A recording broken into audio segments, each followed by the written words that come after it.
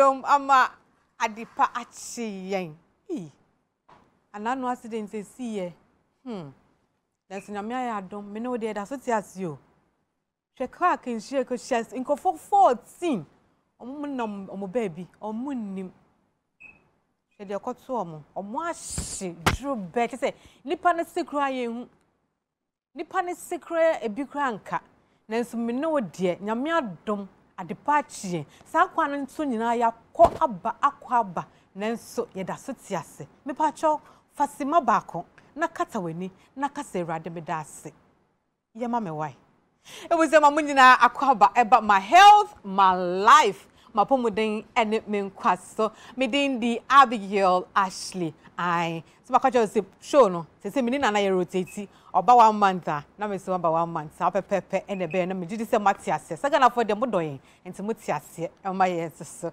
ai ene ye ba be kasa fa oral health obebi sa se ye den a ye kasa fa wanum wo sen wo takrama bibie fa wano ho asem ene ba beka na hwehwemu ama ye hu se Ghana ha die kamia ye se obia bedu ni pennies no na ne se ba ko ana mienu etutu efiri ho esan se yenya ahwe yie enti ene ye ba be kyen se de be ye sa ahwe yie no na ya bo yesi ya no eni ye takrama ni nyina ho ban eno nkomo ene bebo ewo ha ewo dwumedie so ya tu nsa afred Dr. Amponsa Kodua I ono o dentist of Free Excel Dental Clinic omo achimota abofu ono na ene ne bebo nkomo nanso ansa na ene ne be hihye so no me pa achoma me fast da kese ma we proud sponsors ai omo bo ye chidom ene di dwumedie ebramo de di kan this way chocolate drink. By this time, them ye sure say, Abigail formula na ajibe bia. Me formula ni someone mutiase.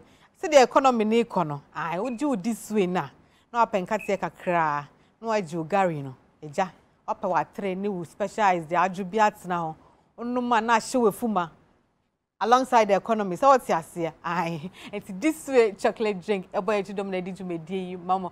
Afen some di asida pa ma specialized mineral water. Special drinks. Omunina so ebo echidom na edijumedi ebrom obenu nsuo dia no ani special enti mpacho kwajuvo special eyes na numbi ye dia dance Maxim Cosmetics omuso munema ni nyina natural se bibia Maxim for ye bia natural eye ma opomudin eye ma otwini bibia be kama enti mpacho ma weni nko Maxim Cosmetics for nyama ho na tobi na yusu na be boa pa afei so ye dia seda epa some was said, almost some antifungal liquid or modia bano.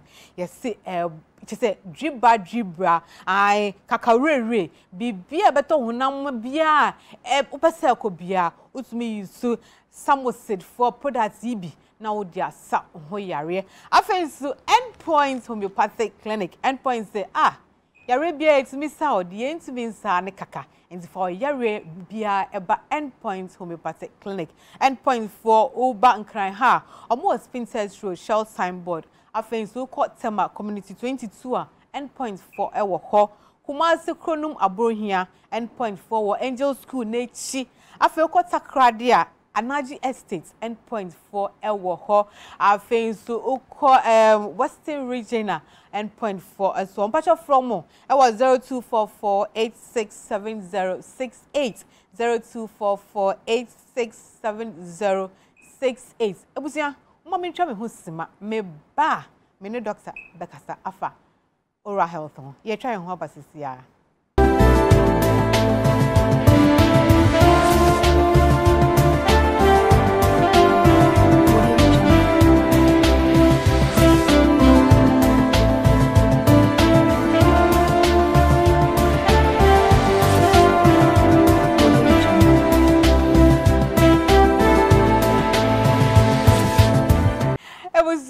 for Abigail Ashley Midaso ewa my health my life my pomodin ene me nkwaso ewa United Television so ene ye kasa for oral health ho na ya tun sapa Fred Dr. Kwabena Amponsa Kodua Dr. Kwabena Amponsa Kodua or dentist of Free Excel Dental Clinic ewa Achimota Abofu omo wankran ha ono na ya to nsa afre no na statistics kakra ya de etudwa ya see WHO forces 60 to 100% of nkwala omuko school e wo dental cavity say omusino bibi tokrobi ana bibi aka omusin na afi de ba ne mpanifo ne de a and the 100% that is ye de asem wo ho enti na ye ba be kasa fa ho enti Dr. Kodia ma e ask say to safra waba akwa banso ye nua okay Dr. Kodia we de hihye ye ka say oral health anano and celebrate World Dental Health Day now me say I say obie ni aba no ho so a o me hu se ngofo twetwa pictures no mo dey to screen so no mo fefe mo se na ye ka oral health in general obechiri mo se a chen okay nti ye ka say oral health in general betimi e be ka say structures ana say nyankopon bo ade no ye chef ye nim dua na e betimi ahu ya no nti efiri ya no ho eba ye num nti eba ye sen ho ekoye ketre ma ho nti ura ye ketre ma enum no kra so ayo bibi aye frɛ no I mean the palate and I say ye num sro ho no but we use to we no dey action okay good nti let me use this small one from the beginning nti I don't know say e be a camera no betimi a capture one okay nti ye fa ne say nti ye lips ne dey obetimi adane no na ya ahwefo ya nti your lips no dey chesema ya nti ya ba enum na nti ye sinini ye nyina ye nim no okay very good nti ye sin ayo hazi no na ye nyina ye hu hazi no nti we no model we e dede na eni ketrema no wo but ka ketrema no wo ha ke be wo this space nti we ni ye lower jaw and as ye dompe na wo ye num no we e form die na we e sro die nti ye form sinini na e sro so die ni ana winti the na me pese make no the palate no and as a roof of the mouth the form a sinistro no because ye call ye sro ha na say o ba the other space sinuses bi e wo ho ansa na wa ba wo hwinim no we nti barrier no and as a the see we no as a wall bi na wall na nti that's the palate no nti osa akwa inside a betimi akwa akohu we tonsils o ko wo minimum na o ko tonsils ni pharyngeal forces in your home. In teacher say basically ye num no and I say oral health in a day. Ye can just say these di and I say ye keep all these structures in our mouth healthy from diseases. Inti I'm saying ye di nkomo ekọ animu ye betimi ye besua afa yare a etimi ha sa structures ni nyina enukran so na me ba me yare be na etimi ba affect such structures na wo ye num no. Okay, in teacher say yare ne dey bebre but the ayata very common from your introduction no o kan ho asem kaka and as a dental caries apart from dental caries so your gum disease so ho no and as yare ye sen hanka no and as gums no nti these two na bia ye beka ho asem kese pa nti yesa so other diseases bia dachi bi so yenya bra ebetimi akan no so say bia eti say enkan ebetimi ba yenum ene ade enti ti say the o kan no with today's conversation there you be dwelling on gum disease ene with dental caries and I say yes ene ye be kan ho asem kese pa na dog unse obi wo ho a de bi otwetwe ne se nanso still enkan wonenum eno sa no e den na de sa de ne ba. Okay, in teacher say we enkana e ba nipa num no de enema bebre na timi kofa ba. Enti ba most of the time about 70 to 80% nioma na say yare a ba nipa num. Enti eti say won twetwe o say and won keep a very good oral hygiene.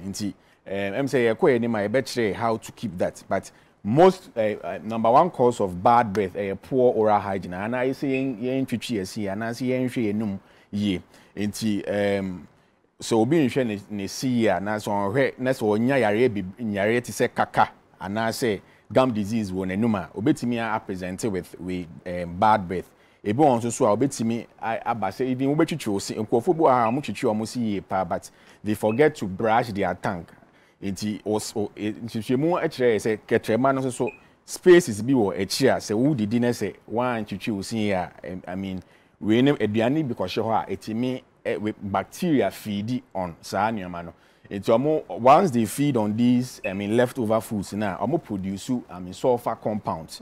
It's in a dish with a bad breath, chichu eba. A bit me so akoba say, ebi a wo kaka wo enum nti aduane, odidi aduane ni bi ko hyem. Ebi won so a wanya gum disease bi anase o gums because won twitwi see no, o gums no nyina aye swollen. Ebi wa ha o say otwitwi na sia na moja eba. Nti it's not normal so betwitwi o sia moja eba. Ebi a moja betimi aba kakra bi but eba bebra na che say o nya ya gums anase yare o sen gums nim nti eno so ebetimi de aba. Ebi won so na wo some prosthesis bi anase wakoye feelings bi wo enum anase wo shedent artificial tooth replacement now keep it clean. Ni na bacteria food leftovers betimi akoshe ho. Now if time bacteria will feed on it and now produce these bad breath. That's the oral source of the bad breath. And apart from that, there is other systemic cause. It is ENT and I say obi or yare woni trimo.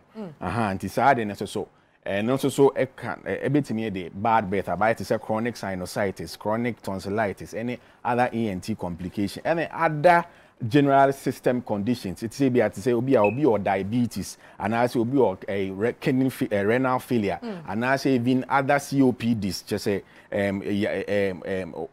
you can say or lungs mo yare and even GI yefuno yare so but these are ntini na betimi give you bad breath, and I say to say we now all can. But most of the time, about 80% there, most of the time from your oral cavity. Oral cavity. Yes.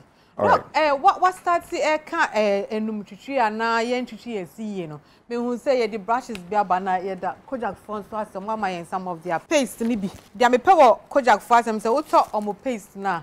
A brush account. And see, as long as you always buy the paste, no, banya brush be account. Now, chance how you send your better chin is saying because you say a chichi, but still I'll be a whole chin is saying, Nam say, Nyamanya be in nam sinimu like plaques about Basino, and then at this Hanya Maneba. Okay. Let me use good. Say manya toothbrush, manya toothpaste. And I'm always so good. Yeah, kase. On say obu ha because we metwitwi mesesa and so still I have these deposits. Plaque deposits, and I say I didn't this yellowish discoloration. Ne senase no. The man ekobani say most of the time no brush ni intimi enyi efi no enfri enum especially ekọ gums na se ho no intimi nyi na enti with time no saliva so and I say enteso ewe enum no contain some minerals bi it say calcium enti with time no etimi build up sa adi wa untimi ntwitwi no etimi calcify and I say etimi den hye sinase enti na enti ni nyina o how abetimi dia brain and once we don't get rid of them by visiting your dentist to get it clean. And I say you yourself doing a very proper oral hygiene. In teacher say eba sichichi no to say the one kasa obetimi aye no. Enti toothpaste no unya ofa o take kakra untini bebre to say emfa ne say may educate adults, general adults. Penny for no. In teacher say we even recommend so be used to just to say a pea-sized toothpaste. And then the paste they say also the brush no, the brush they think not that paste no. And I know the who here so betini be brave, even kakra bi no kra enti ni nyina enso so nyina ade na wose pooro na wan ti be na pooro enum enti che se ene de wo ye de a che se toothpaste ni be sa sesi a no asa akoto foforo but enti obetimi ayetu kakra bi ama na enokra mpokra timi adwuma ni nyina enti che se wa fa toothpaste ni ti se pea size ni metimi aka se ye nyina enim kwan susu a na se ti se ni size no kitwe bi kakra eno betimi adwuma no se nso pese o use bebre de a but no and said that because o can you hu ni ye what demonstrates actually very good in teacher say memboa when are you okay but we that so good in teacher say pea size no dey emfa say where Kojak for paste Kojak for into BBC cry you we cry the answer men so kranti but BBC kakre bi say because brush na no keke and toothpaste no they almost said almost here no never bebre wo ma once one who use brush na e betimi akọ so sa mechanical action and how do you chi wo say no e no akasa cry timi yi efin no fi wenum and toothpaste no so mo ye no so mo de additives bi kan ho it is say we abrasives and no man ketingeti bi a etimi twi eyi fin efi wenum no e no so bi wom ana neoma foaming agent neoma bi a betimi ama utuchi osi a betimi a pu ahuro eyi ene antibacterial and as antimicrobial agent so my betimi a kill and as betimi a get rid of bacteria I won nti kakra bi sei ne ye enti unya we na se odi tu unya nsu kakra se de be ya betimi a form we na we advise say utuchi osi a odi be Ode be see we at an angle of 45 degrees. Be mass now. 45 degrees. Into o share we na to say o say o target we no junction between the teeth and then the gums, you know. The how now the be see. It would emu about 45 degrees. Now if you in a circular motion, you know. Now if you they call round sa akwa kusia. Once a scene so you about bear 1, 2, 3, 4 about four surfaces. Until making sure so be cleaning all the surfaces. Yeah, back way ni mu has How many minutes? And in general, WHO and I say World Health FDI you program na here no. I mean and experts so advice say at least we spend about 2 minutes. 2 minutes. Cleaning the teeth. Until maybe I am fine say ubetimi achemu into 4 until at least spend about 30 seconds in cleaning each of the into a friend quadrant into a straw has say a first quadrant, this is a second quadrant, and I say into upper right, upper left, lower right, lower left. You see, you know, into at this angle, no, obeya from we take one quadrant, I'll be in a circular motion. We are no to choose straw, no, we are no wasa ba a chair say no wasa because mind you need na surfaces. Offer a sinner, a nimu say or a straw no ana in chemu say or ana face so we are in between we in one and also Rebecca and who asem into how na flossing no and so because a horse so a diani betimi akoshe ho bacteria betimi or plaques betimi form ho aman any the kaka any yare ahodo bibre so about ho ntim enti eno so we are now the floss and I say your bibi so interdental yo o hwe me back to emu so a yo enti we so me brush for so are good enti there is this we so brush friend interdental brush and also so etimi esene finfin ho no na no yeton ebi ho obusa obenya bi na akọ dental clinics na obetimi obetimi clean on say we say etimi rura interdental spaces no na say we dey toothpick be ejuma no we no toothpick in there and also because of convenience and availability no because we be a nam traffic mo kra otimi nya bi to ntia and how e be akodi your chop back kra otimi nya bi ho ntia most people prefer to use that but no one here udi you cinema etimi April na say etimi e widen spaces na e wo usini ntem no etimi yes etimi bie enti ana so etimi kofa or how ebrel enti once a floss in dey any interdental brush na ya in such a way say very convenient to use and I know so mbie mu ana say entimi impra or gums ne bebre enti no is preferred. I don't know when you na munche invite because we have no be as no be atra ho or say na we da be na buy entina platform Kenya platforms be say most of the time na antika ebeboa entina na we no so floss na make and floss in you mu bebre.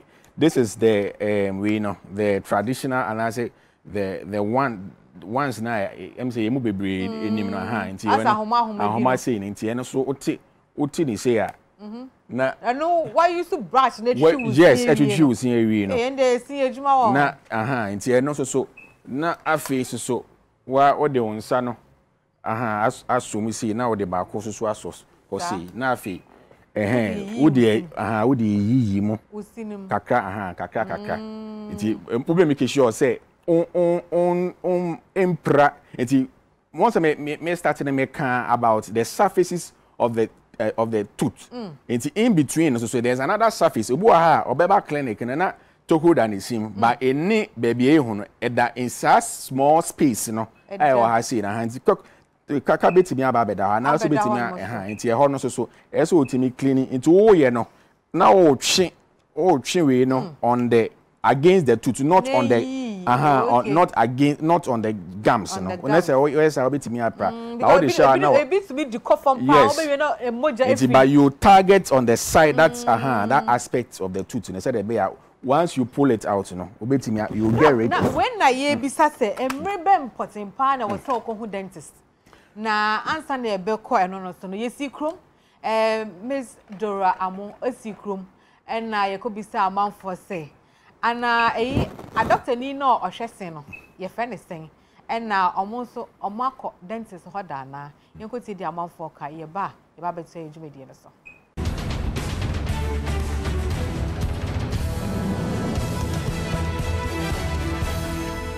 Your friend is dentist. Oh, me dear, Minkobida. I don't have any teeth problem here now. And I'm sorry, so I paste. So I don't call doctor. Oh, Minka, because Minkobida. I say like me senior me, Miss Michumis and Oma, so like Minkobida. I don't remember the last time I called hospital. I'm missing. Some city I'm missing problem being who I met me at the Aquacasivia, make her missing alley.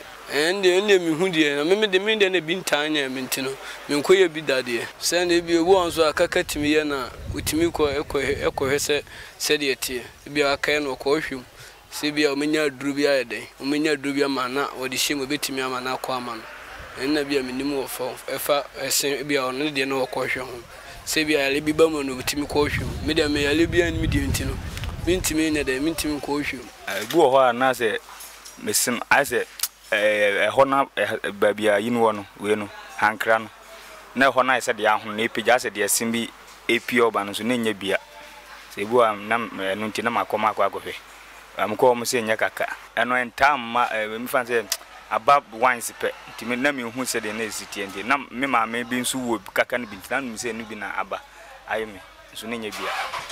Mianga Samisha and I say Sikani ho Minya Ambako, but Sikani Wenti mean to Minko. But say Mino be ordin Baquadia and Cabaya me de pa. Fisher, we are sitting Nipeduani here.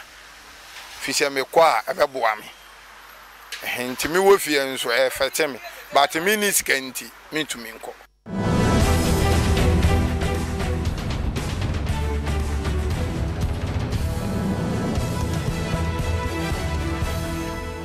It was a flat show, Marjorie. Now, what was she and so was way?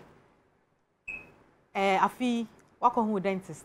On my marshal was the Biayoki and dog. I was say a train, no BBC, and son I come with dentist. Okay. In terms of interview now, my uncle for Abontino, on say no more case. Just say or no, or no problem behind, only problem behind. Just who the interior so who dentist. And them say your culture now, and I mean if I should put in that manner. Yeah, I walk even a general checkup no. So Ben Nancy Cracker Hospital, I brought 1 year in cry, and yet your regular practice say be our aqua checkup. It is so na eba ese ne ho so asa nso na tie obi wo ha ohun se chese oni ese problem no anaso obi okra obenya obetimi a start ya hu se bia or some problem and a issue be on the see ana ne gums na na say we but because e bia enya ne ya ne nti chese ohun de nti ese okọ etina this World Oral Health Day this year there no the emphasis here say early detection and then early treatment because you say prevention it is it's prevention, early detection and then treatment, early treatment. It is say prevention is better than cure. Say be our better now ha my arena ba and sana wakwako sa ho yare na no bebo ho ka bibre than say be a we prevent say arena embakra and say be a say arena ba in the early stages na betimi manage na no boa it is say yes, I'm in a tree home for it's this message cuts across Obia say yes, in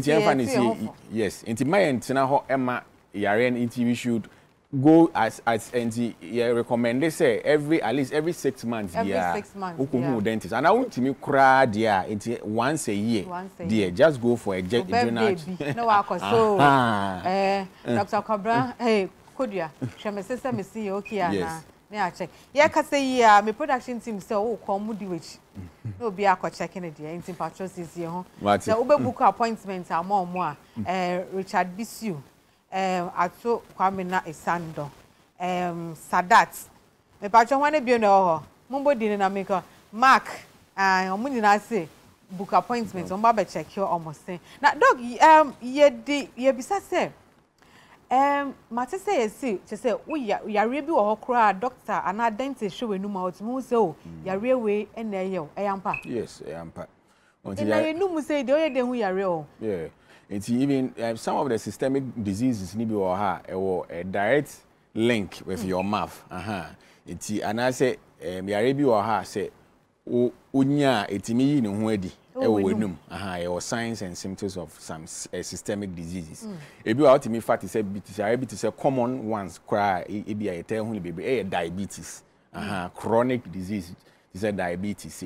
Diabetes I mean, let's say etimi affect o gums no and I say hanka no any supporting structures wo wenum no nti more diabetes ni bebre especially omon san keep omenum well no utimi say they have a very high risk and I say they are at a very high risk of even losing all their teeth because gradually almost no we started mobile started with gum disease until na mobile na fi gradually na say free until we even fire able to say even HIV cry so yes it's me once I eba no so wonya bia anti na your moye swap no anti eno okay say me but there are other way to say you afraid baby kaposi sarcoma and that is advanced form of HIV AIDS, you know.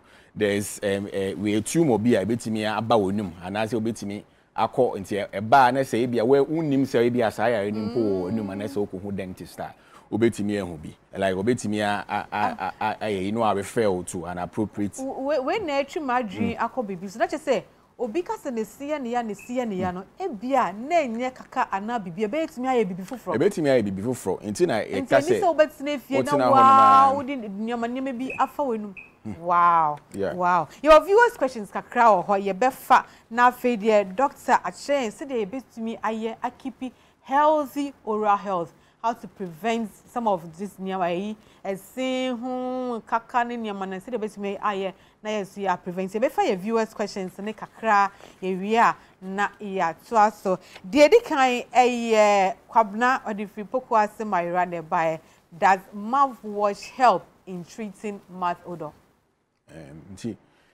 Yes, mouthwash, you know. There are several types of mouthwash. They are made to mask and I say to reduce or some strong flavors be etimi o the fa wenuma etimi reduce all bad breath etimi emane eba form.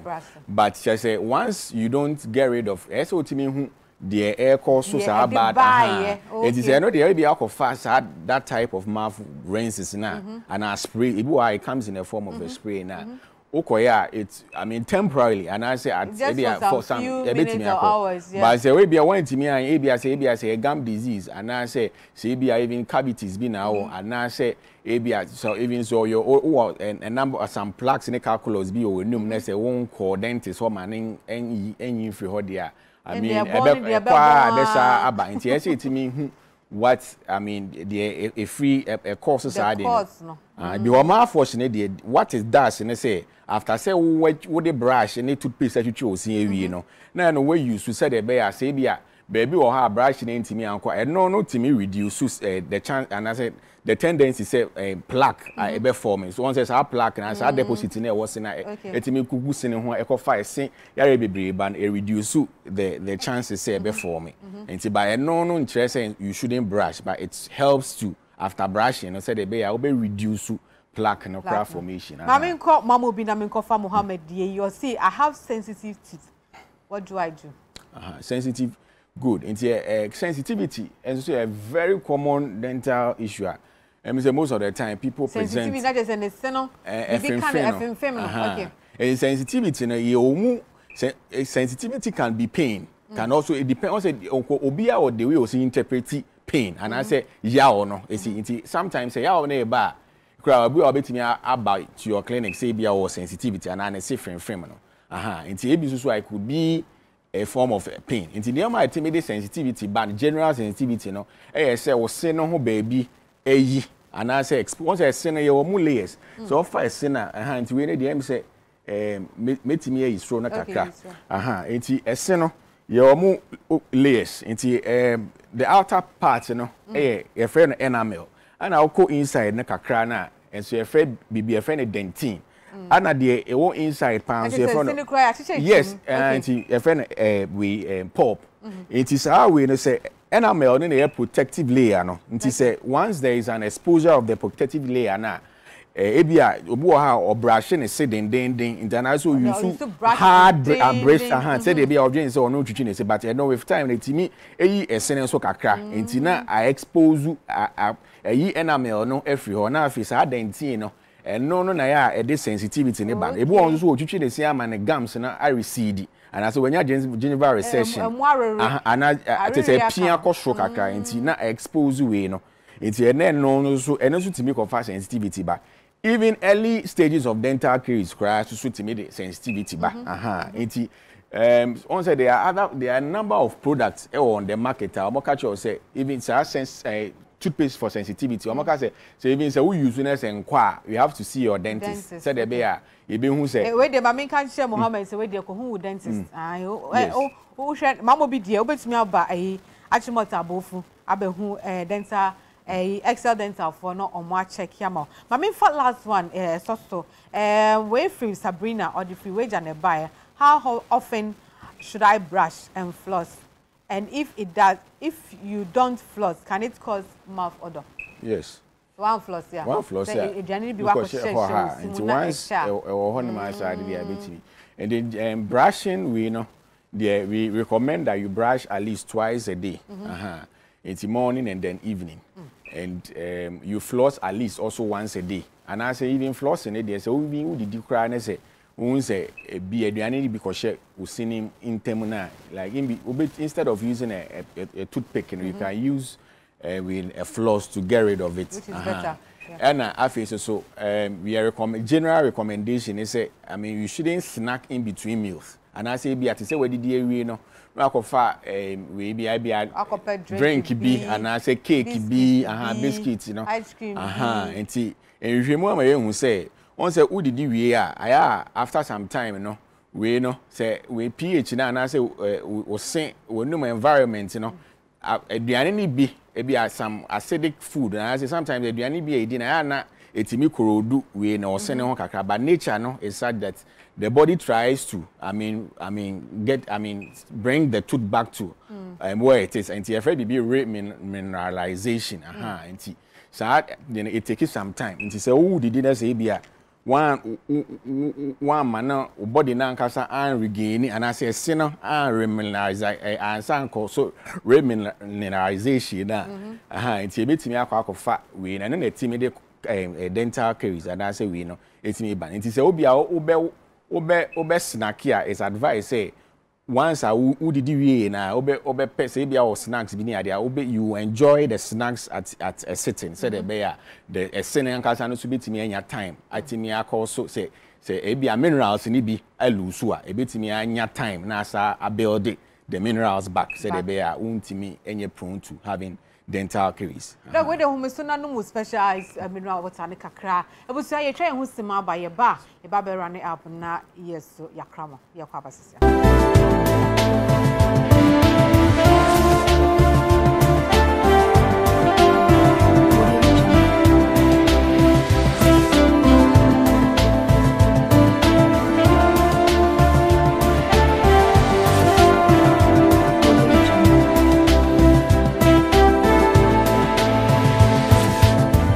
So that's why I share my health, my life, my pomodin, and menkwa our United Television. So me the Abigail Ashley, Dr. Kwabena Amponsa Kodria, or a dentist of Free Excel Dental Clinic, our Achimota Abofu, a one Kraha, and then in the airborne como for oral health, importance of good oral health.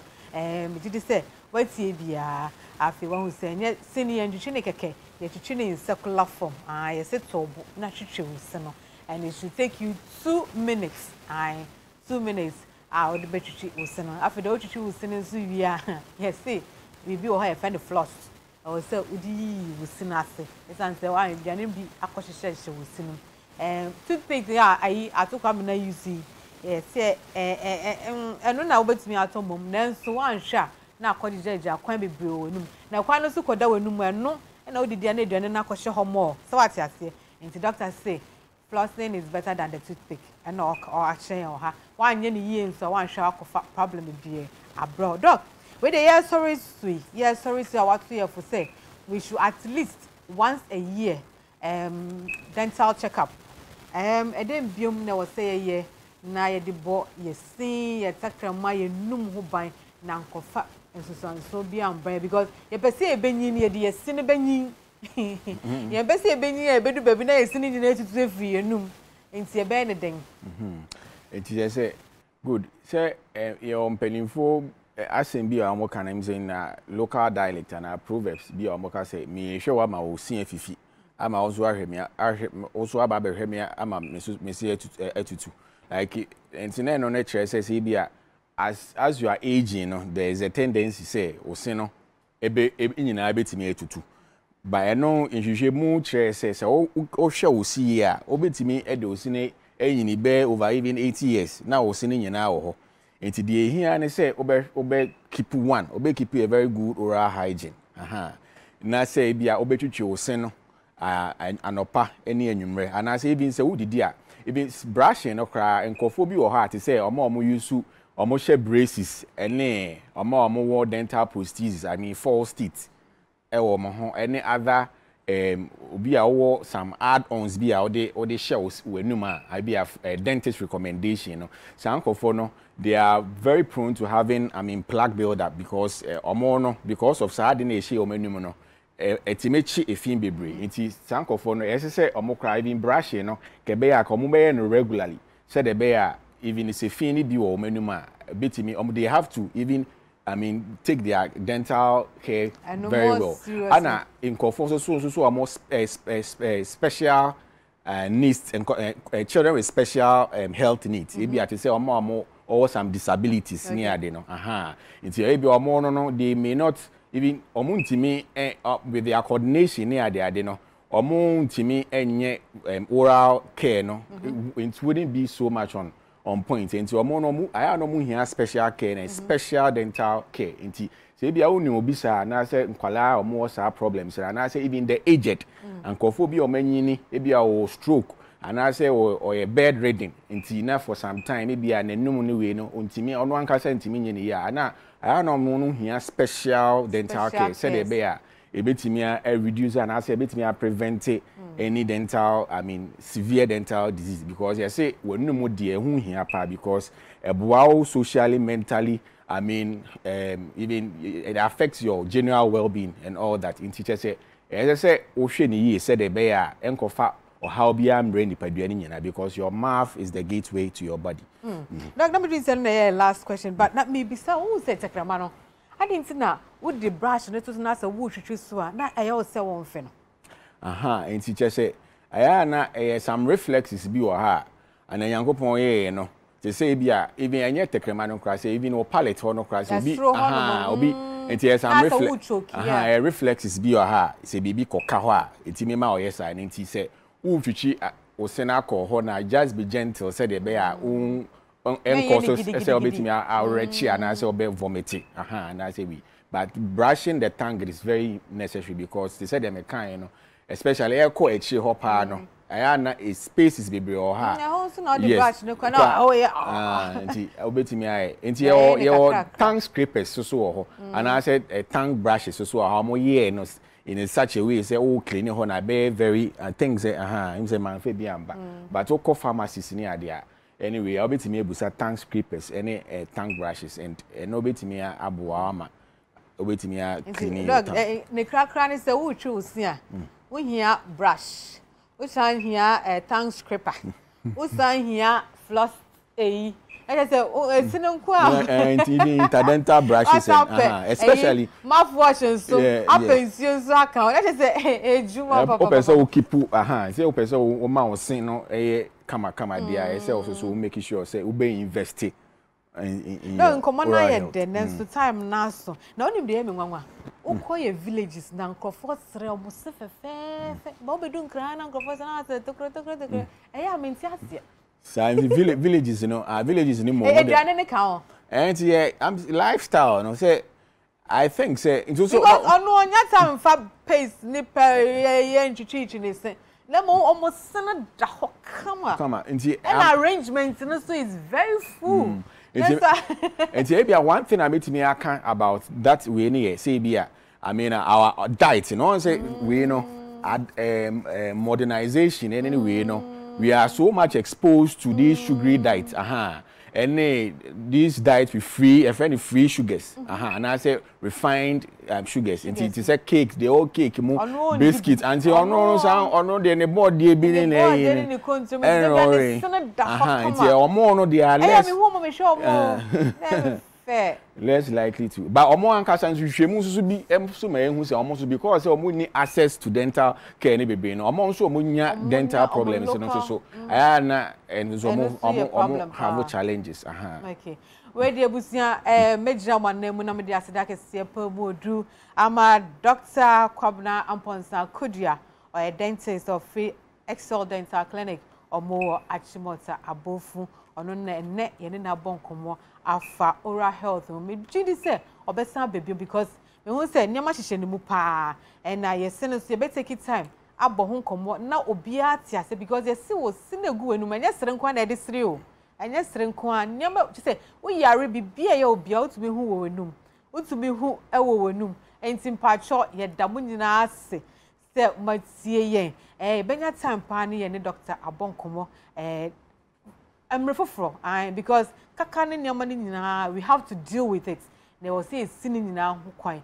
Ebusia we dey answer na ebe koma me fast that pan so my proud sponsors Endpoint Homeopathic Clinic almost ya Arabia omutubisa de muntumensa ene kaka omo wankra ha Spintex Road Shell Signboard uko Kumasi Community 22 omo ho uko Kumasi so akrono mabrohia Endpoints for Angel School Nachi Pepepe uko Takradia Naji Estate Endpoints for ewo ho betimi ofre Endpoint Dr. Dubois yankasa number 0244 867 068 0244 867 068 afensi asida pa Maxim Cosmetics.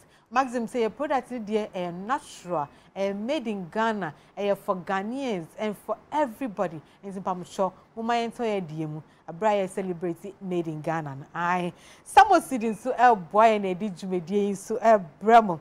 Almost antifungal liquid no boy papa when ya unemu skin problem be how body be products boy money yarema skin no kaka re driba ni nyina etumisa and some seed for products no me pamocho ewo kromu kona kotobi yes also dey asede ma special eyes mineral water insio de eno ani special kai say Ubo se ho ban nyina e wo se onum nsuo onum se nsuo no na obdo egu enum apopro aduane na keke wosini mu nyina enti nsuo de eno ani special na num nsuo nso na wenum kano embrace kakra ebenum onum nsuo drink na mo no ni nyina ma o sense o unim anum nsuo mo na hwese sa sense no enyira na afenso me de aseda pa okay makobia de yeda mu nyina asem mo hwe yen mo send ye messages nyina nso yeda aseda kese pa mo miss me free bra minda me production crew ase atukwa me na Esando or me editor Mr. Richard Bisu chairman in charge sound yetu chama afenso me da mark ene ono gina camera na echi eno twama yen yeda mu nyina ase me producer baako Mrs. Dora Amo ono so me da na se me san so da Gladys Boache anso ase. Mo Sadat floor manager medamu nyina anso ase. Say na mo boy na edi dwumedi ebram. Da se ne ye be hye biom. Medin di Abigail Ashley. Dog, yeah, that's all. Thank you. Yeah.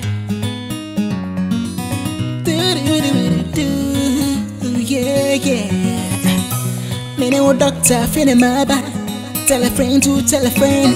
Give me the body and come up and a trapper. My health, all my life, oh. Mean quite in my pomodin. My health, all my life, oh. My pomodin, mean quite. My health, all my life. Mean quite in my pomodin. My health, all my life. My pomodin, mean quite. Many old doctor feeling my body.